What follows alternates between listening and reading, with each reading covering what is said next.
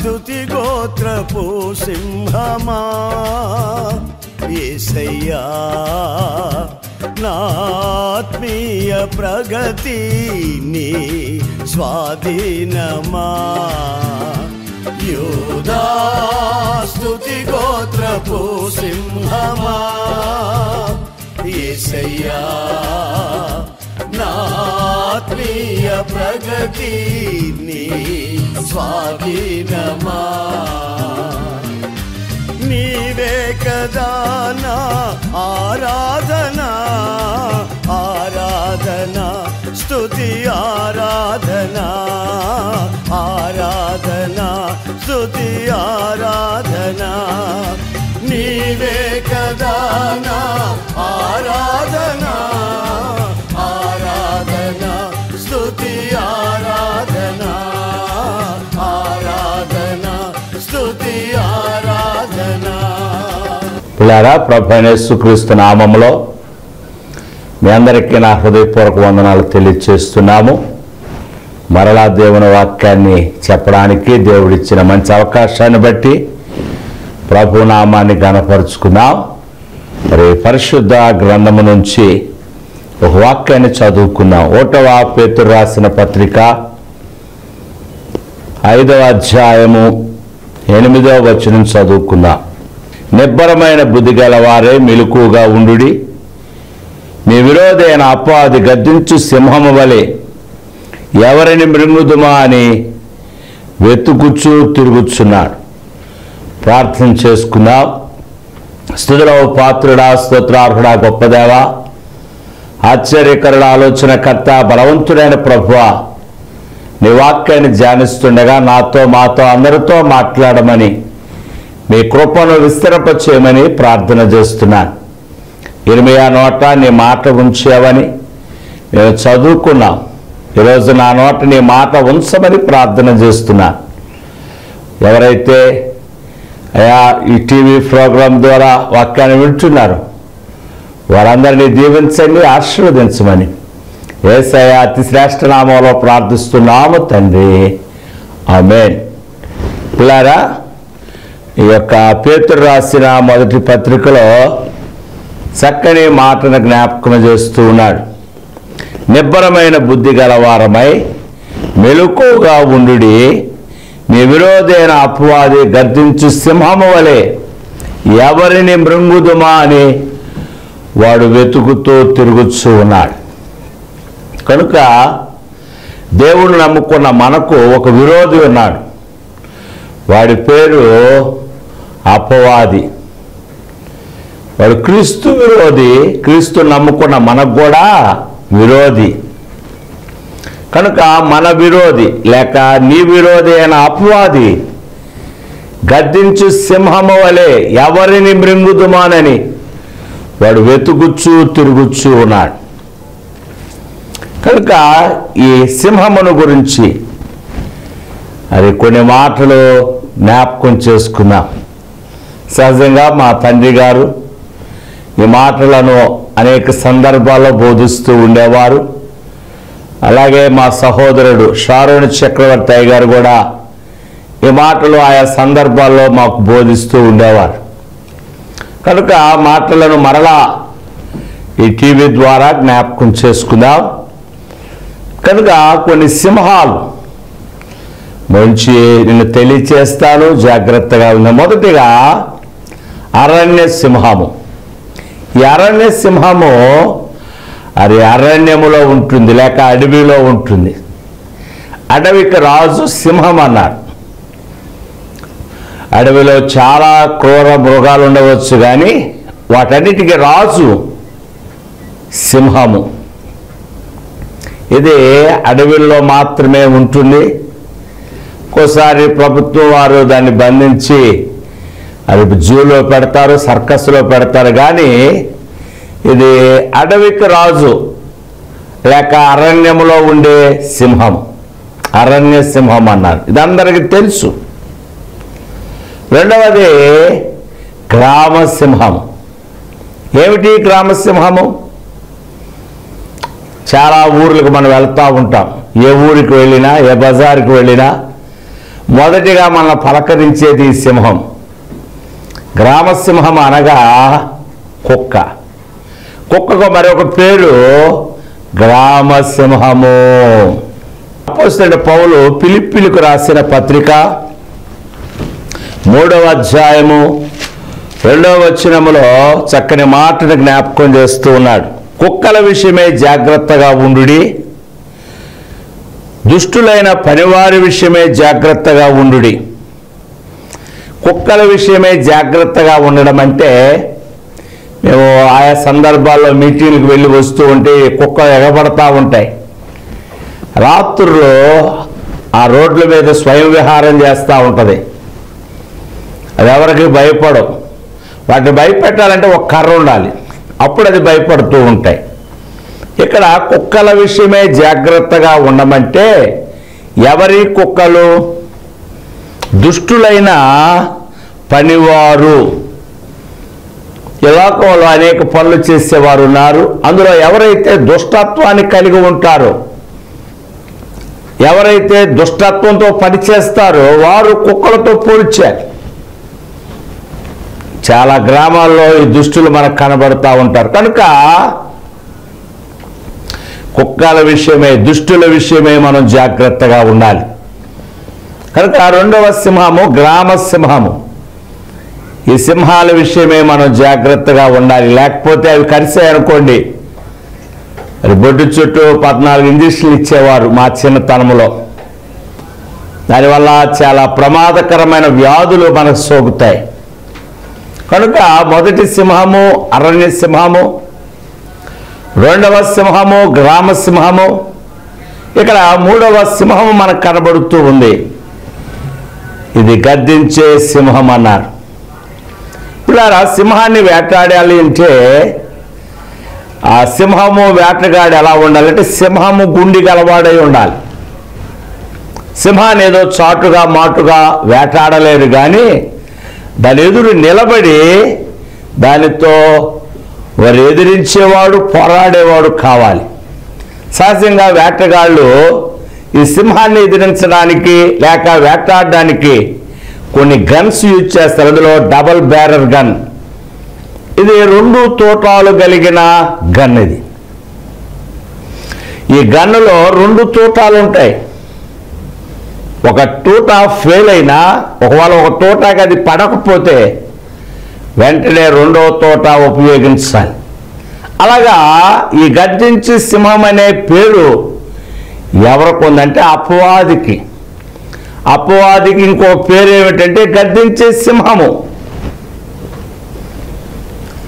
పెద్దలు అన్నారు, అరిసే కుక్క కరవదు, కరిసే కుక్క అరవదు. ఇది అరిసే సింహము అనగా గద్దించే సింహం. దేవుడు యేసయ్య కలువరి సిలువలో దాని యొక్క కోరలు విడిచివేశాడు. ఇది మనల్ని గద్దించి భయపెట్టేదే కానీ మళ్ళీ ఏమీ చేయలేదు. అందుకే దేవుని వాక్యం సెలవిస్తున్న, దేవునికి లోబడి ఉండుడి, అపవాదిని ఎదిరించాడు, అప్పుడు వాడి మీద నుండి పారిపోవునని జ్ఞాపకం చేస్తున్నాడు. కనుక మన విరోధి అయిన అపవాది గద్దించు సింహము వలె మన దగ్గరకు వచ్చినప్పుడు వాడిని ఎదిరించడానికి 2 తూటాలు మనకు కావాలి. ఒకటి నిబ్బరమైన బుద్ధి గలవారమై ఉండాలి. 2వది మెలకువగలిగిన జీవితము. ప్రతి విశ్వాసి ఈ 2 తూటాలు గలవారమై ఉండాలి. ఒకటి, మళ్ళా చెప్తున్నాను వినండి, నిబ్బరమైన బుద్ధి గలవారమై ఉండాలి. 2వది మెలకువగలిగిన జీవితము అనగా ప్రార్థనా జీవితం. మొదటిగా నిబ్బరమైన బుద్ధి గలవారు. బైబిల్లో ఎవరెవరు ఉన్నారో మనం జ్ఞాపకం చేసుకున్నాం. పరిశుద్ధ గ్రంథము నుంచి 1వ సమూయేలు రాసిన గ్రంథము 18వ అధ్యాయము 14వ వచనం చదువుకున్నాం. మరియు దావీదు సమస్త విషయాలలో సుబుద్ధి కలిగి ప్రవర్తింపగా యెహోవా అతనికి తోడుగా ఉండెను. 15వ వచనం కూడా చదువుతున్నాను. దావీదు మిగుల సుబుద్ధి గలవాడే ప్రవర్తించుట సౌలు చూచి మరి అధికముగా అతనికి భయపడెను. ఇప్పుడు అలా గమనించుదాం. దేవుడు దావీదుకి ఇచ్చిన సుబుద్ధిని బట్టి సౌలు అతనికి భయపడుతున్నట్లుగా చూస్తూ ఉన్నాం. బుద్ధి, జ్ఞానము, సర్వ సంపదలు దేవుని స్వాధీనములో ఉన్నాయి. దేవుడు దావీదుకు సుబుద్ధి ఇచ్చినట్లుగా చూస్తున్నాడు. అందుకే దావీదు ఆ గొర్రెలు కాసుకునేటప్పుడు ఆ సింహము లేక ఆ క్రూర జంతువు వచ్చినప్పుడు దాన్ని చీల్చివేసి గొర్రె పిల్లలను రక్షించాడు. కనుక సింహమును జయించిన వాడు దావీదు. సింహము లాంటి గొలియాతును జయించిన వాడు దావీదు. దానికి కారణము బహుశా నిబ్బరమైన బుద్ధి గలవాడు. గొలియాతును చూసి అందరూ భయపడ్డారు, కానీ దావీదు భయపడలేదు. సున్నతి లేని వాని మాటలకు ఆయన జడలేదు, భయపడలేదు. కారణం ఏమిటో తెలుసా? నిబ్బరమైన బుద్ధి గలవాడు. ఈరోజు ఈ గద్దించే సింహాన్ని ఎదిరించాలి అంటే నిబ్బరమైన బుద్ధి గలవారమై ఉండాలి. దేవుడు అలాంటి సుబుద్ధి మనందరికీ అనుగ్రహించునుగాక. రెండవదిగా మనం చూసుకున్నట్లయితే సింహాన్ని ఎదిరించిన వారిలో దానియేలు మనకు కనబడుతారు. దానియేలు రాసిన గ్రంథము 6వ అధ్యాయము 3వ వచనం చదువుకుందాం. ఈ దానియేలు అతి శ్రేష్టమైన బుద్ధి గలవాడే, ప్రధానుల లోను అధిపతుల్లోనూ ప్రఖ్యాతి నుండి ఉండెను గనుక రాజ్యమంతటి మీద అతన్ని నియమింపవల్లని రాజును ఉద్దేశించాడు. ఈ దానియేలు అతి శ్రేష్టమైన బుద్ధి గలవాడు. ఎంత చక్కని మాట అండి. దానియేలు రాజుల ఆగ్రహమునకు గురై భయంకరమైన ఆకలితో ఉన్న సింహము బోరులో దానియేలు పడేశారు. ఈ దానియేలు భయపడలేదు, పారిపోలేదు. ఆయన నిబ్బరమైన బుద్ధి గలవాడిగా నిలబడ్డాడు. అయితే ఈ దానియేలుకు దేవుడు అతి శ్రేష్టమైన బుద్ధి ఇచ్చాడు. అతి శ్రేష్టమైన బుద్ధి గలవాడు కనుక ఆయన నిబ్బరంగా నిలబడగలిగాడు, సింహాలను ఎదిరించగలిగాడు. సింహము ఆ నిబ్బరమైన బుద్ధి గలవాడిని ఏమీ చేయలేకపోయాయి. ఇక సింహాన్ని ఎదిరించాలి అంటే, సింహాన్ని జయించాలి అంటే, సింహాన్ని ఎదురు నిలబడాలి అంటే నిబ్బరమైన బుద్ధి గలవారమై ఉండాలి. అలాగే మనం చూసుకున్నట్లయితే హెబ్రీయులకు రాసిన పత్రిక 11వ అధ్యాయము 7వ వచనంలో మనం చూసుకున్నట్లయితే విశ్వాసమును బట్టి అతడు అదృశ్యమైన వానిని చూచుచున్నట్లు స్థిర బుద్ధి గలవాడై రాజాగ్రహమునకు భయపడక ఐగుప్తును విడిచిపోయిన మోషేను గురించి చక్కని మాట. ఆయన స్థిరమైన బుద్ధి గలవాడు. అందుకే ఫరో లాంటి సింహమును ఆయన ఏమాత్రము భయపడలేదు. మోషే పెద్దవాడైనప్పుడు విశ్వాసమును బట్టి ఐగుప్తు ధర్మము కంటే క్రీస్తు విషయమైన నింద గొప్ప భాగ్యమని ఎంచుకొని అల్పకాలము పాపభోగం అనుభవించుట కంటే దేవుని ప్రజలతో శ్రమ అనుభవించుట మేలని ఎంచెను.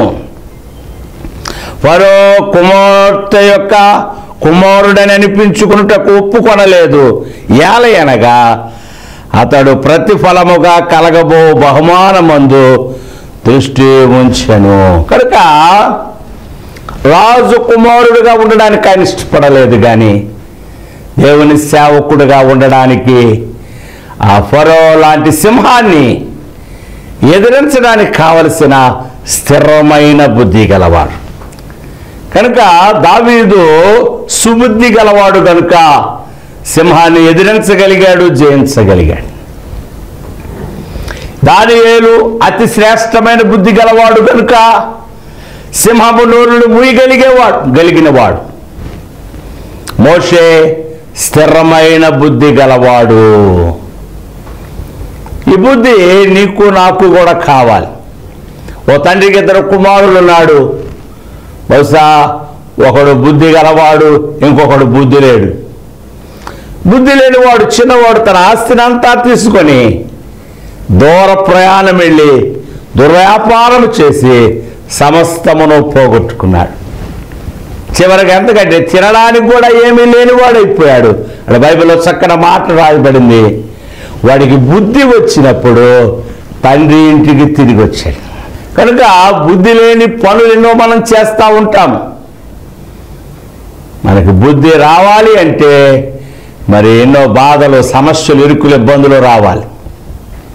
ప్రభువుని అడగాలయ్యా, బుద్ధి జ్ఞానము నాకు దయచేయి నాయనా.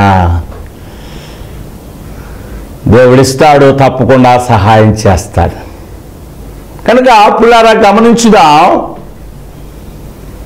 బుద్ధి గలవారమై ఉండాలి.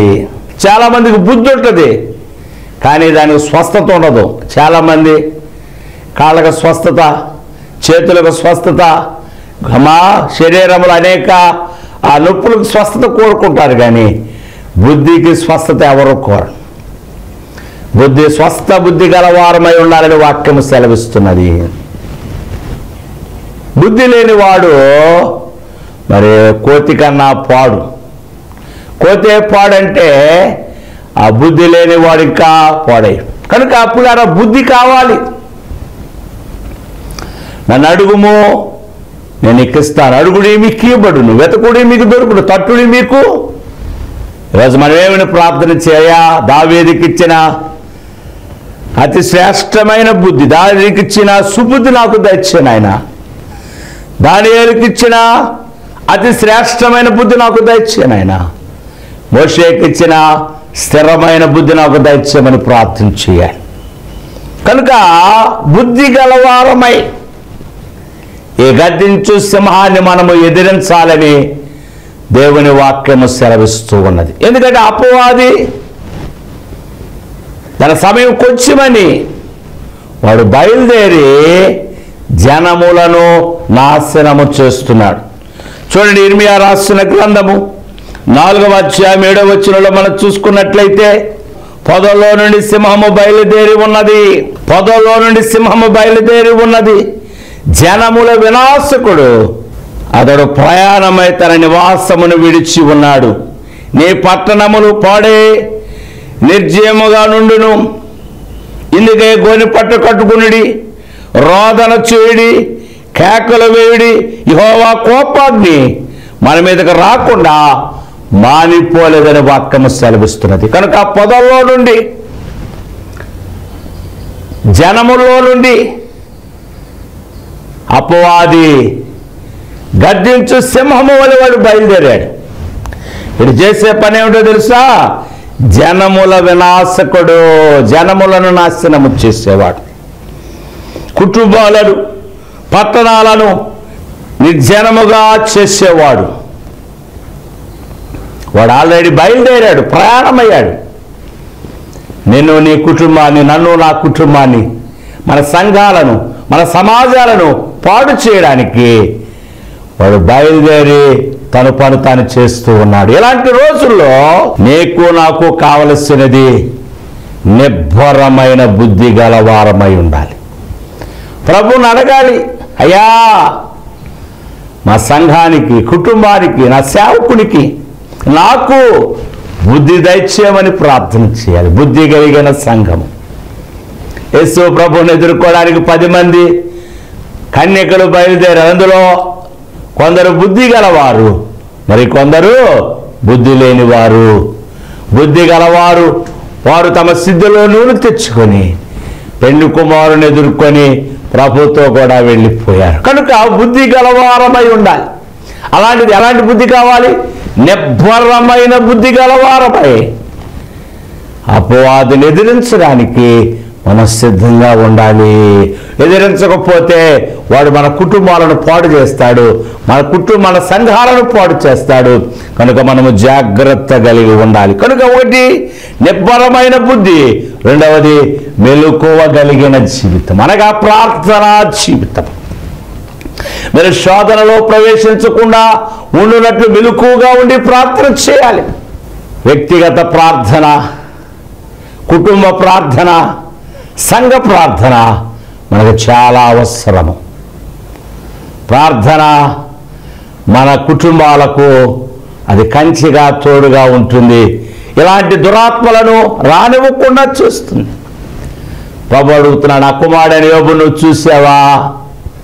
ఆయన యథార్థవంతుడు అని దేవుడు సాక్ష్యం చెప్తా ఉంటే అపవాది అంటున్నా, ఆయన చుట్టూను కంచి వేశాం, అందుకని ఆయన చూడలేకపోయాను అంటుంది. అవును పిల్లారా, యోబు అరుణోదయమే లేచి తన పిల్లలందరి కొరకు దహన బలి అర్పించి ప్రార్థన చేసే అనుభవంలో ఉన్నారు. కనుక అపవాది వారిని చూడలేకపోయింది, వారిని సమీపించలేకపోయింది, వారిని ఏమీ చేయలేకపోయింది. మెలకువగలిగిన జీవితము, ప్రార్థనా జీవితము మనకు చాలా అవసరం. ఇది రెండవ తోట. ప్రార్థన చేయాలి. నిబ్బరంగా ఉంటే సరిపోదు, ప్రార్థన చేయాలి. ఏమన్నదో తెలుసా? ఇందుకై గోనె పట్టు కట్టుకునుడి, రోదన చేయుడి, కేకలు వేయుడి. యెహోవా కోపాగ్ని మన మీదకు రాకుండా మారిపోలేదు. కనుక ప్రార్థన చేయాలి, రోదన చేయాలి, కేకలు వేయాలి. ఆ గుడ్డివాడు కేకలు వేస్తున్నాడు, దావీదు కుమారుడా మమ్మల్ని కరుణించు. అది ఎవరు అంటున్నారు? ఆయన నిన్ను దాటిపోయాడు, ఆయన ఎప్పుడో వెళ్ళిపోయాడు. ఊరుకోవాయి అంటే ఆ గుడ్డివాడు మరి ఎక్కువగా కేక వేస్తాడట. ఎంతగా కేక వేసాడంటే ప్రభువుకు వినబడినంతగా కేక వేశాడు. ప్రభు విన్నాడు, తిరిగి వచ్చాడు, గుడ్డివాడిని బాగు చేశాడు. దేవునికి మహిమ కలుగును గాక. ప్రార్థన ఎలా ఉండాలి అంటే మన ప్రార్థన దేవునికి వినబడేటట్లుగా ఉండాలి, దేవుడు ఆలకించేటట్లుగా ఉండాలి, ఆయన చెవులు మన ప్రార్థన వినేటట్లుగా ఉండాలి. వినదగిన ప్రార్థన చేయాలి. ఉదయకాలము ప్రార్థన చేయాలి, మధ్యాహ్నకాల ప్రార్థన చేయాలి, సాయంకాలం ప్రార్థన చేయాలి, సూర్యోదయం మొదలుకొని సూర్యాస్తమయం వరకు ప్రార్థన చేయాలి. రాత్రంతా ప్రార్థన, విసుకక నిత్యము ప్రార్థన చేయాలి. ప్రార్థించేదము, ప్రణుతించేదము, ప్రార్థనలాలించు మా దేవా, ప్రణుతులు గైకొనుమా. ప్రార్థనే ప్రార్థనే ప్రార్థనే మా ప్రాణము, విసుకక నిత్యము ప్రార్థించు మల్లావో, ప్రార్థించుట మాకు నేర్పించు దేవా. కనుక విసుకక నిత్యము ప్రార్థించమన్నాడు ఆయన. కనుక మెలకువగలిగి ప్రార్థన చేసినట్లయితే దేవుని సహాయం మనకు వస్తుంది. పెద్దలు మాట అన్నారు, ముళ్ళుని ముళ్ళుతోనే తీయాలి, వజ్రాన్ని వజ్రంతోనే కొయ్యాలి. ఈ సింహాన్ని జయించాలి అంటే దేవుడు మనకు అనుగ్రహించిన మరొక సింహం ఉన్నది. ప్రకటన రాసిన గ్రంథము 5వ అధ్యాయము 5వ వచనంలో చూసుకున్నట్లయితే ఎవరైతే ప్రార్థన చేస్తారో, ఎవరైతే మొరపెడతారో వారికి సహాయం చేయడానికి, ఆదుకోవడానికి దేవుడు మనకో సింహాన్ని ఇచ్చాడు. ఆ పెద్దల్లో ఒకడు ఏడవకము, ఇదిగో దావీదు చిగురైన యోధా గోత్రపు సింహము 7 ముద్రలను తీసి ఆ గ్రంథము విప్పుటకై జయము పొందినని నాతో చెప్పాను. కనుక యేసు ప్రభువుకు మరో పేరేమిటంటే యోధా గోత్ర సింహము. ఎవరైతే నిబ్బరమైన బుద్ధి గలవారి మెలకువగా ఉండి ప్రార్థన చేస్తారో వాళ్ళ రక్షించడానికి, విడిపించడానికి, సహాయం చేయడానికి ఆయన యోధా గోత్ర సింహముగా మన మధ్యకు వస్తాడు, మనతో ఉంటాడు, గొప్ప జీవిస్తాడు. కనుక చక్కని మాటలు దేవుడు జ్ఞాపకం చేస్తున్నాడు. నిబ్బరమైన బుద్ధి గలవారే మెలకువగా ఉండుడి, మీ విరోధైన అపవాది గద్దించు సింహము వలె ఎవరిని మృంగుదుమా అని వాడు వెతుకుతూ తిరుగుతున్నాడు. కనుక 4 సింహాలు జ్ఞాపకం చేసుకో. 1 అరణ్య సింహము, 2వది గ్రామ సింహము, 3వది గద్దించే సింహము, 4వది యోధా గోత్ర సింహము. ఆ సింహము నిన్ను నన్ను కాపాడడానికి సిద్ధముగా ఉంది, సంసిద్ధముగా ఉన్నది. అందును బట్టి ప్రభువుని స్తుతిస్తూ ఆయన నామాన్ని గణపరుస్తున్నాం. కనుక మన కుటుంబాలు పాడైపోకుండా, మరి నిర్జీవం అవ్వకుండా మళ్ళా మనం కాపాడుకోవడానికి ముందు నిబ్బరమైన బుద్ధి గలవారమే. దావీదు వలె, దానియేలు వలె, మోషే వలె మరి సుబుద్ధి, అతి శ్రేష్టమైన బుద్ధి, స్థిరమైన బుద్ధి గలవారమై అపవాదిని ఎదిరించే భాగ్యము దేవుడు మనందరికి అనుగ్రహించునుగాక. ఆమేన్. పుల్లారా, ఈ కార్యక్రమం స్పాన్సర్ చేయడానికి మరి భవానీపురంలో ఉన్న పద్మా గారు ఈ కార్యక్రమాన్ని స్పాన్సర్ చేస్తున్నాడు. దేవుడు వారిని, వారి కుటుంబాన్ని, వారి వ్యాపారాన్ని, వారి కుటుంబాలను దేవుడు దీవించునుగాక. ఆమేన్. ప్రార్థన చేయండి. మేము కూడా మీకోసం ప్రార్థన చేస్తున్నాం.